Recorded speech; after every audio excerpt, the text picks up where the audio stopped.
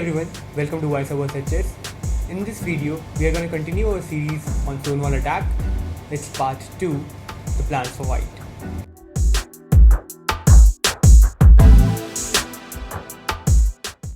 So like the previous video, we are going to divide this video into 3 parts.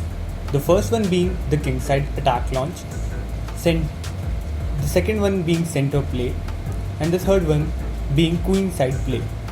The third one, that's a queenside play, doesn't have really that much scope in this opening. So we are gonna primarily discuss the first two. So let's first begin to discuss the kingside attack launch. Okay, so first of all, I'm gonna just avoid doing something. Let's go back. Let's just reset the board. Okay, so first of all, we are going to discuss our first part of the video, that's the kingside attack. So let's just play moves of Stonewall and some random moves from black side. Bishop d3, bishop b6, something like f4 and f6 and bd2, c5, c3, bishop e7, knight, castles and queen c2. Now first of all, there is a possibility of c4 here, and in the previous video I told that I don't prefer to play queen c2, but we will talk about the c4 pawn push later on. First, here we are going to talk about the kingside attack, and it's about the h7 pawn. So I told you here that the queen and the bishop are aligned on the same diagonal so as to attack the h7 pawn. Now the h7 pawn has a single defender, that's the knight on f6, and to remove this knight on f6, white just plays knight e5. Sorry, it's black to move, something like a6, knight e5, and black cannot actually exchange it as the knight has to move something here, or sorry, here, or here, and the h7 pawn will be lost. Now the other idea that we must take, like king h8 and now rook to f3.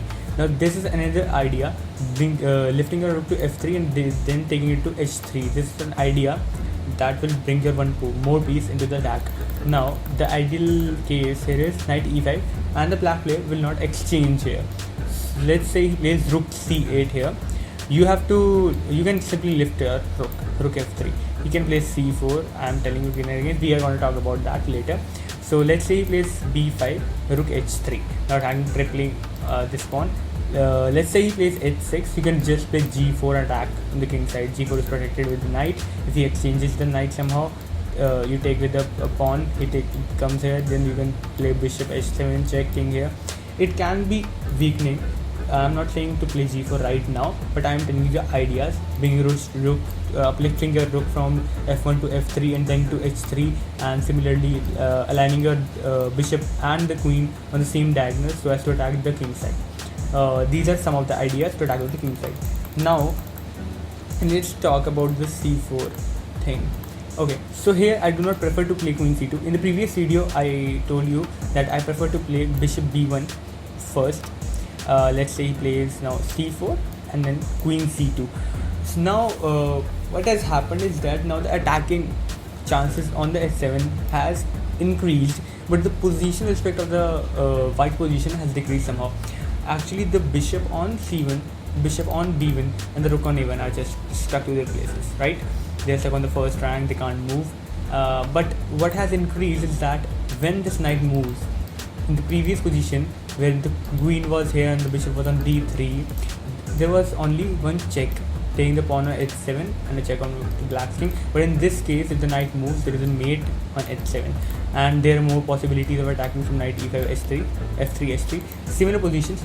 But the thing is that if somehow the attack on the king side of the black fails somehow, then you're gonna suffer the positional weakness of yourself. Okay, so this was all about the attack on the king side, that is the king side attack launch. And now I'm going to discuss the second part, that is the center play. Okay, so we're going to discuss the center play with the same moves from white and black side. Let's say same f4, knight f6 and bd2, c5, c3, knight c6, knight here, bishop here, castles, and here something like rook e1, preparing e4. Of course, the main thing to focus here is the f4 pawn. As you play e4, your f4 pawn will be lost, certainly with bishop. And there is a very common move from black side, that's queen c7, just like our move of queen c2. Queen c7 is a very common move from in these positions, and then you certainly cannot play e4, as it is a double attack on f4. So one thing you can surely do is playing g3 to prevent this, but this weakens the g4 square and the h3 square. You can play g3, and preventing this you play h3. It's just too much, weakening your king side. So one thing I prefer to play is after c4, either after c4 or before c4. You can just drop your bishop back to f1 and play it to g2. It's like playing certainly and the opening, transposing it after 10 moves and something like that. It's just 9 moves, and after that you are transposing the opening back to f1 and g2. But it's good, it feels good somehow, like let's say like c4. Okay, bishop f1, b5, g3, h5, bishop g2, b4, e4. Now here e4 is such a great move to play, as it just breaks the center. If you capture with the knight, let's say capture with the knight, you take with the rook, and the rook is fully centralized. Playing moves just like f5, you go back, and there is a permanent weakness on e6. How you get rid of this weakness, I don't know. Even black has chances of playing d5 later or sooner, and it can be exploited very easily. The other thing we can do is, after exchanging, if it doesn't take, there is threat of taking, of course. There is threat on the bishop. We play something like bishop e7. There is certainly something like knight e5 now. It's even stronger because you do not have a double pawn even after getting exchanged, like knight e5, knight into e5, pawn into e5. You have to move this knight first. Thing to note, you play slightly something like knight d5, but look at this pawn chain. You do not exchange this pawn here, right? Let him exchange it, and you still have a pawn chain here, which looks really good from the position perspective. Now you can surely avoid playing this bishop f1. You can play bishop b1, b5, g3, h5, and then e4, which I told you earlier. But the thing is, knight g4 sometimes is annoying. It's not always, but something like knight g4 and h5, h5, h4, and something like f6 and king f7, bringing attack on white kings, and from the black's perspective is dangerous as well. So I prefer playing, if I find that the king side of the black is not that weak, I prefer playing e4. Then I just go bishop f1 and bishop g2. That's better in my eyes. Okay, so that's the thing. Okay, so now I'm gonna discuss certain parts about these two later, but let's just finish the quick one. That's the queen side play. Okay, so as you see, these three pawns, you have certainly c3, your b2 pawn and the a2 pawn is stuck there, like bishop d3, something like c5, c3, knight f4, knight bd2, sorry, bishop d6, knight to f3, castles, and something like b5 over a6. Okay, let's play a6. So here what's happening is that black is trying to expand on the queen side. The queen side plays very less in my eyes. Now the positional pairs from you, which are not that high rated, of course the high rated ones can see that weakness, but I myself have played this many times that I prefer, that I think that I would play b3 and bishop b2 and develop my black colored bishop here, but it creates a weakness on the square b4. Let's say plays b3, something like c4 take, c4 is a mistake. Okay, takes on the d4. You can't take with this the f4 pawn will be lost. It takes with white takes with the c pawn, bishop b2, now bishop b5, 4 is a weakness, b3 there, here, and this.